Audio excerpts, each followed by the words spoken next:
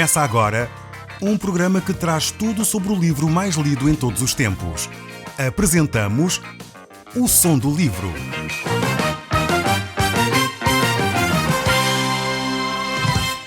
Seja muito bem-vindo. Neste podcast vai encontrar o livro mais conhecido e lido em todo o mundo. Vamos levá-lo numa viagem pela história da humanidade. Este é um audiolivro para si, para a sua família e sociedade em geral. Contextualização e comentários de Paulo Chaveiro. Caro amigo, nós estamos no capítulo 2 do primeiro livro de Reis. Neste capítulo nós vamos encontrar Davi já bastante idoso e sem forças para sair à luta. Ele realmente é um grande homem de Deus e nós talvez temos dificuldade a imaginar o grande rei Davi nesta situação. Mas na realidade todos nós caminhamos para a idade e muitas vezes chegamos a uma certa altura da nossa vida em que as coisas mudam. E mudam porque realmente as forças desaparecem, já não temos as mesmas habilidades, as mesmas capacidades. E é importante que cada um de nós saiba e aprenda a viver com as limitações que tem. Davi então está nesta situação e vemos que realmente ele está a caminhar de uma forma rápida para ter dificuldade em tomar conta do reino. Nós no programa anterior falámos um pouco sobre esta situação, sobre o final da vida de Davi. Mas como o capítulo era bastante grande, não foi possível abordar com cuidado todas as lições que nós poderíamos retirar desse mesmo capítulo. Nós então vamos começar a ler os 2 primeiros versículos do capítulo 2 e vamos assim enquadrar-nos de novo nestes textos da Palavra de Deus. Então eu sugeria, se você tivesse a sua Bíblia, que pudesse abrir a sua Bíblia para poder acompanhar os textos. Mesmo que seja uma versão diferente, eu recomendava que a pudesse abrir para poder conferir na sua própria Bíblia aquilo que Deus lhe está a dizer. Talvez você queira sublinhar textos que são importantes na Palavra de Deus, textos que lhe dizem alguma coisa significativa ao seu dia-a-dia. E é por isso que eu sempre insisto em cada programa a que possam abrir a Bíblia e juntamente acompanhar a leitura dos textos da Palavra de Deus. Diz assim então o texto bíblico: O rei Davi aproximava-se do fim dos seus dias. Sentindo isso, deu a Salomão as seguintes recomendações: Em breve irei para onde toda a gente da terra acaba por ir. Espero que sejas um homem forte e ativo. Davi não tinha muita confiança, talvez, em Salomão. Ele sabia que Salomão ainda era bastante novo e, por essa mesma razão, Davi está a desafiar Salomão a ser um homem forte, a ser um homem capaz de enfrentar as dificuldades que o governar um reino implica. Davi, ele tinha tido uma larga experiência como homem. Ele tinha sido pastor de ovelhas, tinha sido criado no campo, criado na dureza da vida, no trabalho, nas lutas. Depois, mais tarde, tornou-se um guerreiro e rapidamente subiu ao posto de general. Então ele lidou com várias situações perigosas ao longo da vida. No entanto, ele sabia que Salomão era muito diferente. Salomão não tinha que ter enfrentado trabalho árduo. Salomão não tinha que ter enfrentado situações de crise real no terreno, confronto com pessoas. Por essa mesma razão, talvez Davi estava um pouco preocupado quanto a Salomão. No entanto, Salomão tinha recebido instrução, ele tinha vivido no palácio do rei e certamente tinha sido ensinado, tinha recebido instrução para vir a poder ser um bom governante. E como nós sabemos, Salomão tornou-se o mais sábio de todos os homens, não por seu próprio mérito, mas porque o próprio Deus estava com ele. Então, nesse sentido, Davi desafia o seu filho a ser um homem corajoso, a ser um homem ativo, um homem que não se dedica à preguiça, mas um homem capaz de trabalhar. E isto é uma lição importante para cada um de nós. É necessário ter coragem, é necessário enfrentar as lutas que se apresentam no dia-a-dia e é também necessário ser pessoas ativas, pessoas que se dedicam ao trabalho, pessoas empenhadas, pessoas capazes, pessoas que não são preguiçosas. E isto é uma lição para cada um de nós. O livro de Provérbios que Salomão mais tarde escreve está cheio de ensinos sobre esta matéria, no sentido de levar as pessoas a não serem preguiçosos. Muitas vezes o preguiçoso fica na cama a rebolar-se de um lado ao outro, assim como a dobradiça faz rodar a porta. Este é um dos provérbios. Muitos outros diz que o preguiçoso não se levanta pensando que lá fora na porta está um leão, por isso fica na cama. Muitas vezes as pessoas que não querem trabalhar inventam e inventam desculpas para nada fazer. Davi desafia o seu filho Salomão a ser um homem ativo, um homem empenhado no seu trabalho. E eu espero sinceramente que ouça aquilo que a palavra de Deus lhe está a dizer a si. Se você tem uma dificuldade nesta área, talvez você é o tipo de pessoa que habitualmente deixa que as coisas passem para os outros fazerem. Enfim, quando cai alguma coisa ao chão, talvez você é o último a mover-se para apanhar. Quando alguém solicita alguém para ajudar, talvez você oferece em último lugar. Se você tem esse tipo de atitude, talvez fosse bom ouvir a palavra de Deus. Seja um homem e uma mulher corajosos, mas também homens e mulheres ativos, capazes de trabalhar com afinco e dedicação. O texto bíblico continua a dizer: obedece às leis de Deus e segue os seus caminhos. Guarda cada um dos seus mandamentos escritos na lei de Moisés, para que prosperes em tudo o que fizeres e para onde quer que vás. Davi transmite então ao seu filho um segredo extremamente importante, um segredo que levará Salomão a ter grande êxito como rei em Israel. E esse segredo é um segredo que Deus lhe quer dar a si também, que me está a ouvir. Esse segredo é relativamente simples, seja fiel aos mandamentos de Deus. Ouça a palavra de Deus e obedeça às leis de Deus. Seja fiel naquilo que Deus lhe manda fazer. Este é um princípio eterno, diria. É um princípio bíblico que realmente é necessário que seja vivido.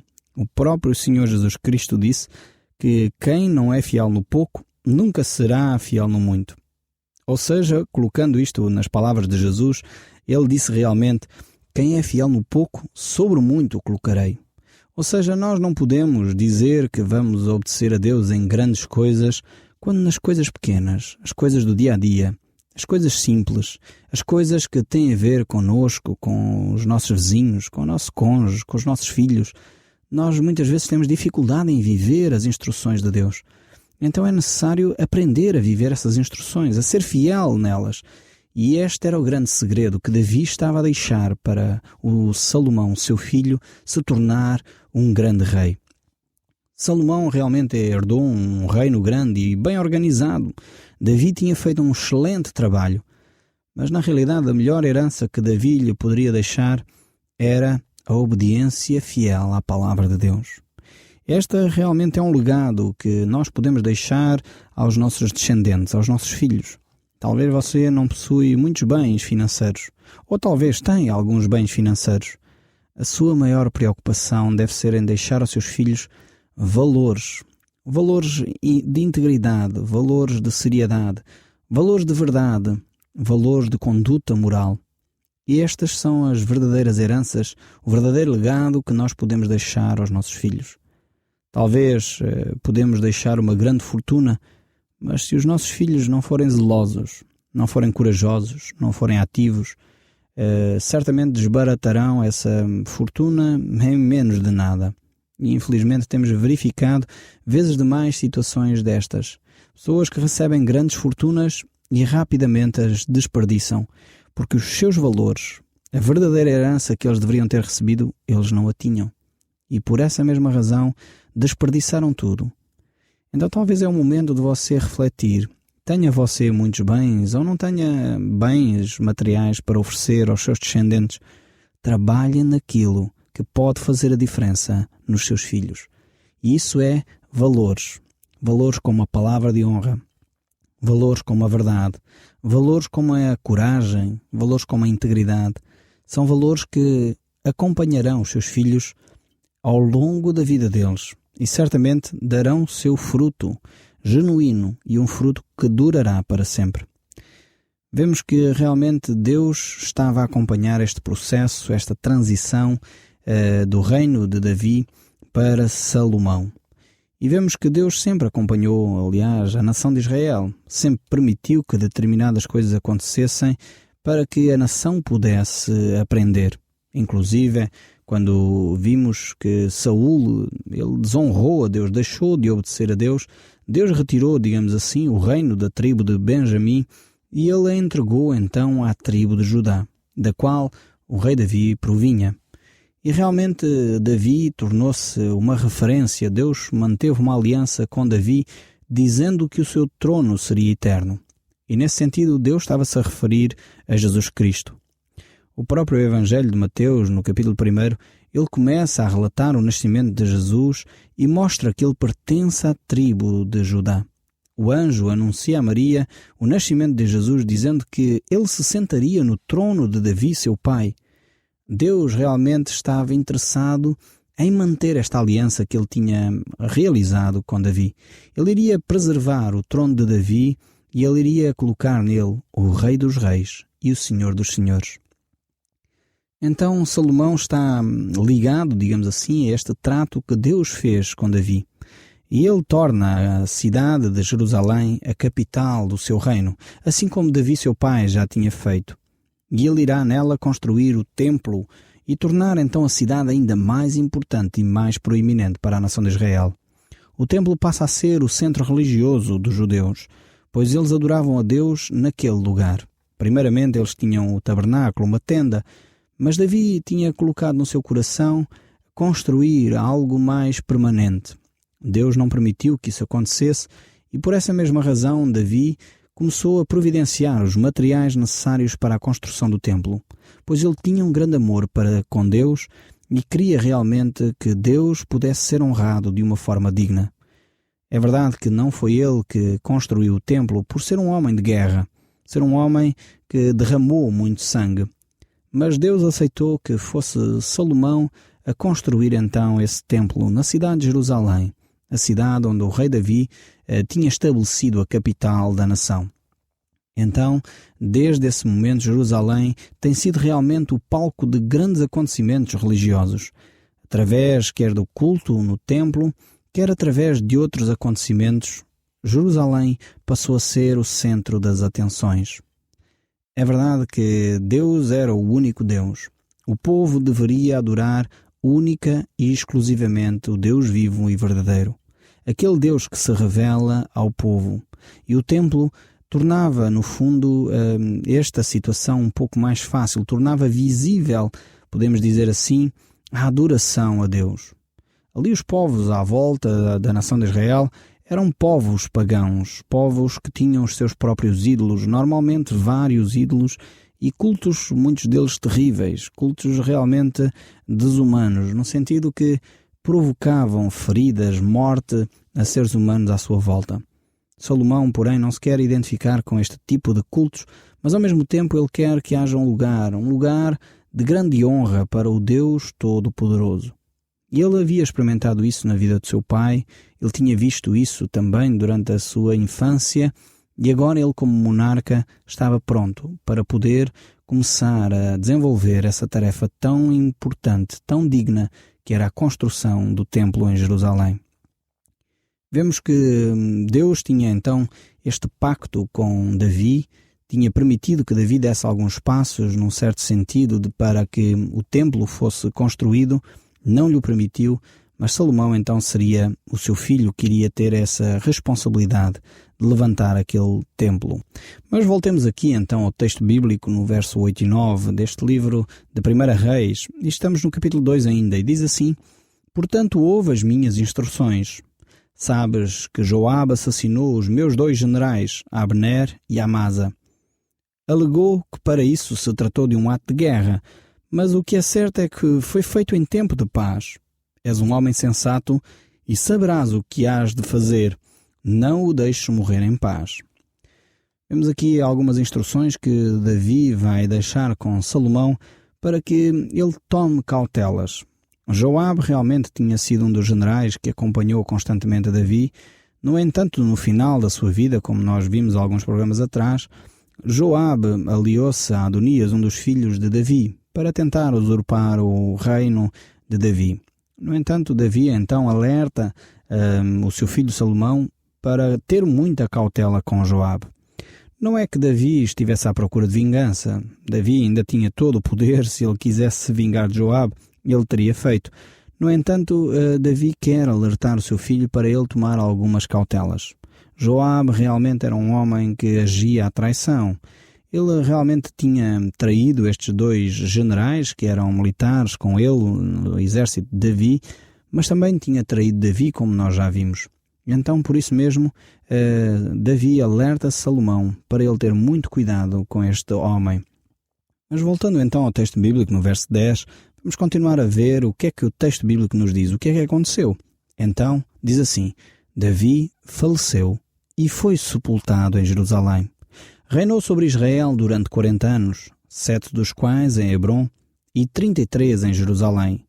Salomão tornou-se um novo rei, substituindo o pai, e o seu reino foi próspero.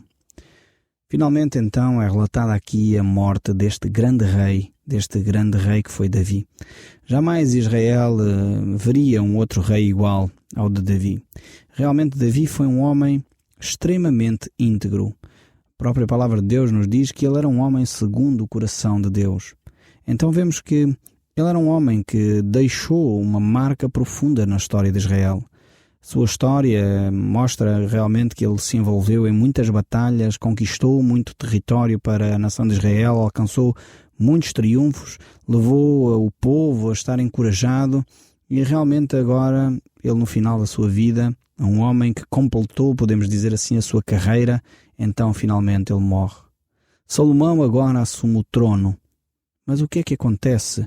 É que há aqui uma mudança, digamos assim, uma mudança de estilo, de liderança, uma mudança realmente bastante diferente. Salomão não era um homem de guerra. No entanto, era um homem que procurou a sabedoria em Deus. E por isso mesmo, Deus lhe concedeu essa sabedoria, para ele poder gerir o trono. Vemos que também, antes deste verso 10, Davi havia chamado Salomão a atenção quanto a Adonias, quanto a Joabe, e vemos que Salomão realmente começou a tomar alguns cuidados. O verso 12 diz: um desses dias, Adonias, filho de Agita, veio falar a Batseba, mãe de Salomão. Vens com intenções pacíficas? Perguntou ela. Sim, as minhas intenções são de paz, tenho um favor para te pedir. Diz então. Adonias respondeu: sabes bem que o reino estava para ser meu e tudo me corria favoravelmente. Toda a gente esperava que eu sucedesse ao meu pai. Mas as coisas alteraram-se e o trono acabou por ser do meu irmão, porque era assim que o Senhor tinha planeado. Mas agora queria fazer-te um pedido e peço-te que não me recuses. O que é? Perguntou Batseba. Fala ao rei Salomão a meu favor, pois sei que não recusa nada do que lhe pedires. E pede-lhe que me dê Abisag, a sunamita, como minha mulher. E ela respondeu: está bem, pedir-lhe-ei isso. Efetivamente, ela então foi ter com o rei para lhe apresentar esse pedido. Quando se apresentou, o monarca levantou-se do trono e inclinou-se perante ela. Ordenou em seguida que fosse colocado outro trono ao lado do seu para sua mãe. Ela então sentou-se assim ao lado direito do rei. E ela disse: tenho um pequeno pedido a apresentar-te. Espero que não me digas que não, disse ela. Salomão então disse: fala, do que é que se trata, mãe, esse pedido? Sabes que não te recusarei nada. Então ela lhe disse: deixa que o teu irmão Adonias case com Abisag. Salomão responde: mas tu sabes o que me estás a pedir? Se lhe der Abisag, dar-lhe-ia o reino também, porque ele é meu irmão mais velho. Tanto ele como Abiatar, o sacerdote, mais o general Joabe, tomariam conta do poder. O rei Salomão fez então uma jura solene: que Deus me mate a mim se Adonias não morrer hoje mesmo, por esta conspiração contra a minha pessoa. Juro pelo Deus vivo que me deu o trono do meu pai Davi e também este reino que me tinha prometido. Então o rei Salomão mandou Benaías que o matasse. Este executou-o com a sua espada. Vemos aqui que realmente Salomão começa a detectar a astúcia de Adonias, que procurava usurpar-lhe o reino. A sua própria mãe não se apercebeu dessa trama que Adonias estava a montar. Mas realmente já aqui Deus começava a dar discernimento extraordinário a este jovem Salomão, que tinha acabado de assumir o trono. O verso 26 continua a dizer: O soberano disse ao sacerdote Abiatar: regressa à tua casa, a Anatote, e vai para casa porque deverias também morrer. Mas não o quero fazer por agora, devido ao teres transportado a arca do Senhor durante o reinado do meu pai, e a teres sofrido ao lado dele nas suas angústias. Foi assim, então, que Salomão forçou a Abiatar a ceder a sua posição de sacerdote do Senhor, cumprindo-se o decreto de Jeová em Siló, respeitante aos descendentes de Eli. Vemos aqui que realmente Salomão começa a tomar algumas medidas no sentido de proteger o seu reino e de repor a ordem. O verso 28 ainda diz: quando Joabe soube da notícia da morte de Adonias, Joabe tinha apoiado a revolta de Adonias, ainda que não a de Absalão, foi então a correr para o santuário, o tabernáculo do Senhor, e pegou-o nas pontas do altar. Salomão, tendo conhecimento disto, mandou também Benaía que o executasse. Este foi ao tabernáculo e disse a Joabe: o rei manda-te que deixas daí. Joabe respondeu: não, aqui morrerei. Benaías regressou junto ao rei para saber o que havia de fazer. E Salomão disse: faz como ele diz. Respondeu-lhe o monarca: mata-o ali mesmo, e depois sepulta-o, para que se tire de sobre mim e da minha família a culpa dos seus assassínios. O Senhor o tornará pessoalmente culpado da responsabilidade do assassínio de 2 homens que eram melhores do que ele. Porque meu pai não teve a menor participação na morte do general Abner, comandante do exército de Israel, nem do general Amasa, comandante do exército de Judá. Que Joabe, mais os seus descendentes, se tornem culpados para sempre destes assassínios, e que o Senhor declare Davi e os seus descendentes inocentes destas mesmas mortes. Benaías voltou ao santuário e matou Joabe, mandando-o sepultar depois junto à sua casa no deserto. O rei nomeou Benaía comandante do exército e Zadok sacerdote em lugar de Abiatar. Vemos que Salomão está de facto a organizar o seu reino. Ele ainda vai cuidar de Simei, um homem que tinha amaldiçoado o rei Davi. E realmente, então, com estas nomeações e com estes nomes, Salomão realmente colocou em ordem o reino de Israel. Acabou com os sanguinários, acabou com os difamadores, acabou com os usurpadores de trono e com aqueles que se utilizavam da sua posição para enganar as pessoas. E dessa forma, Deus trouxe paz e justiça ao reino de Salomão. O Som do Livro, uma produção da Rádio Transmundial de Portugal.